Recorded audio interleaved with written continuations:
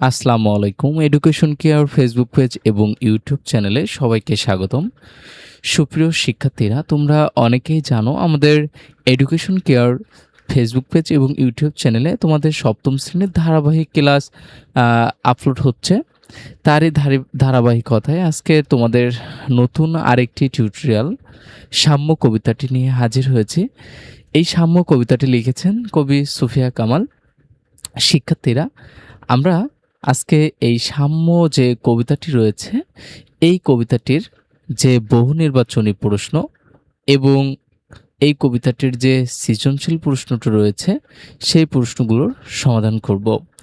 তো শিক্ষার্থীরা, তোমরা অনেকেই জানো যে আমাদের চ্যানেলে ধারাবাহিকভাবে যেহেতু ক্লাসটা চলতেছে, যদি আমাদের চ্যানেলের ক্লাসগুলো তোমাদের ভালো লাগে তাহলে অবশ্যই আমাদের চ্যানেলটি একটা সাবস্ক্রাইব করে রাখো আর তোমার বন্ধুদের সাথে শেয়ার করো। তোমাদের এই ছোট ছোট লাইক, কমেন্ট এবং এই যে সাবস্ক্রাইব, এটা আমাদেরকে অনেক বেশি অনুপ্রাণিত করে।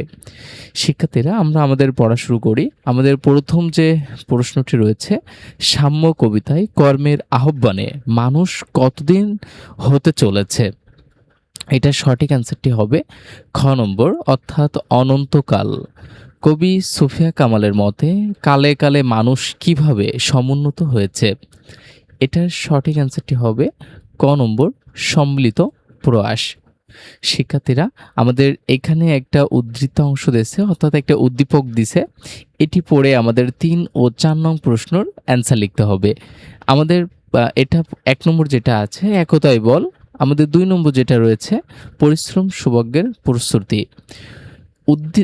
উদ্ধৃতাংশ ১ এর ভাবের সাথে সাম্য কবিতায় যে চরণের ভাবের মিল আছে তা হলো, এটার সঠিক অ্যান্সারটি হবে ২ নম্বর, অর্থাৎ শতকের সাথে শতকের হস্ত মিলায় একত্রিত। আর ৩ নম্বর, অর্থাৎ এটার সঠিক অ্যান্সার হবে গ নম্বর, অর্থাৎ ২ ও ৩, বিজয় কেতন উড়িয়া মানুষ চলিয়াছে দলে দলে। উদ্ধৃতাংশ ২ এর ভাবের সাথে সাম্য কবিতায় কোন ভাবের মিল রয়েছে? আমাদের উদ্ধৃতাংশ ২ ছিল পরিশ্রম সৌভাগ্যের প্রস্তুতি। শিক্ষার্থীরা, এর সাথে মিল আছে আমাদের গ নম্বরটি, অর্থাৎ সম্মিলিত অবস্থান। এখন আমরা আমাদের যে সৃজনশীল প্রশ্ন যেটি রয়েছে, সেই সৃজনশীল প্রশ্নটি আগে পড়ে নিব, তারপরে এটা অ্যান্সার লিখব।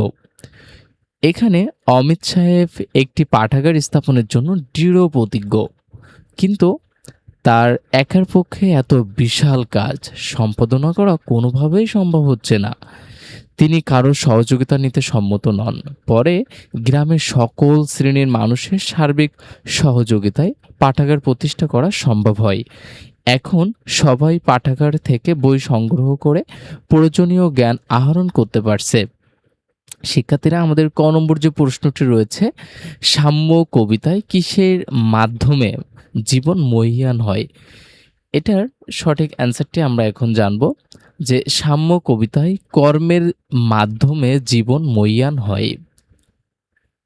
আমাদের খ নম্বর যে প্রশ্নটি রয়েছে, সংগ্রামে আর সাহসে প্রজ্ঞা দ্বারা কি বোঝানো হয়েছে? দেখো শিক্ষার্থীরা, তোমাদের খ নম্বর যে প্রশ্নটি উত্তর, সংগ্রামে আর সাহসে প্রজ্ঞা কথাটি দ্বারা মানুষের গভীর জ্ঞানের কথা বোঝানো হয়েছে। মানুষ অনেক সাহস আর সংগ্রামের মাধ্যমে এই পৃথিবীতে সফল হয়েছে। মানুষ তখনই সাহসী হয়ে সংগ্রাম করতে পারে যখন তার ভিতরে অনেক জ্ঞান বা প্রজ্ঞা থাকে। তাই কবি বলেছেন, সাহস, সংগ্রাম আর প্রজ্ঞার মাধ্যমে এই পৃথিবীতে আলো ভরে ওঠে।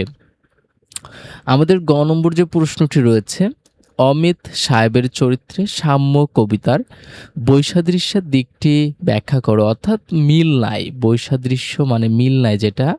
তো সঠিক অ্যান্সারটি দেখে নাও। অমিত সাহেবের চরিত্রে সাম্য কবিতার বৈসাদৃশ্যের দিকটি হলো এক বড় কাজ করার প্রচেষ্টা। মানুষ কখনো একা বড় কাজ করতে পারে না। বড় কোনো কাজ করতে হলে তাকে অন্যের সাহায্য নিতে হয়। সাম্য কবিতায় কবি সুফিয়া কামাল বলেছেন, মানুষ একা কিছু করতে পারে না, অনেক মানুষের হাত একসাথে কাজ করলে উন্নতি হয়। কিন্তু উদ্দীপকে অমিত সাহেব একাই গ্রামে একটি পাঠাগার করার চেষ্টা করেন, তাই তিনি সফল হতে পারেন না। তিনি কবিতার কথা না মেনে ঠিক উল্টো কাজ করেন। তাই বলা যায় অমিত সাহেবের কাজের মাধ্যমে সাম্য কবিতার বিপরীত দিকটি দেখা যায়, কারণ তিনি একা বড় কাজ করার চেষ্টা করেছেন। আমাদের সর্বশেষ যে প্রশ্নটি রয়েছে, উদ্দীপকের মূল ভাব যেন সাম্য কবিতারই প্রতিরূপ, এটি বিশ্লেষণ করো। আমরা এটার অ্যান্সারটি বলে দিচ্ছি। তোমরা স্ক্রিনশট রাখতে পারো অথবা নোট করে নিতে পারো। উদ্দীপকের মূল ভাব যেন সাম্য কবিতারই প্রতিরূপ। মন্তব্যটি সত্য। পৃথিবীতে মানুষ যেমন একা থাকতে পারে না, তেমনি বড় কোনো কাজও একা করতে পারে না। সবাইকে একসাথে কাজ করতে হয়। সাম্য কবিতায় বলা হয়েছে বড় কাজ একা করা যায় না, এজন্য সবার মিলিত চেষ্টা দরকার। সবাই মিলে কাজ করলে দেশ উন্নত হয়। পৃথিবীতে অনেক ভালো কাজের মানুষ একসাথে কাজ করার ফলে সম্ভব হয়েছে। আর উদ্দীপকে দেখা যায় অমিত সাহেব একা গ্রামে পাঠাগার করতে চান, কিন্তু একা পারছিলেন না। পরে গ্রামের সবাই তাকে সাহায্য করে, তখন পাঠাগারটি তৈরি হয়।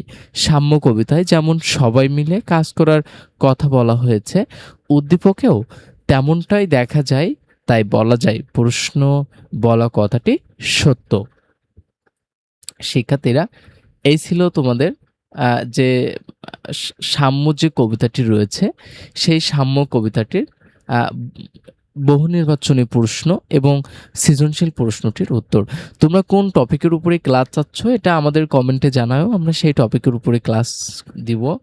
আর দেখা হচ্ছে তোমাদের সাথে পরবর্তী কোনো ক্লাসে। সে পর্যন্ত সকলেই ভালো থাকো, সুস্থ থাকো। আল্লাহ হাফেজ।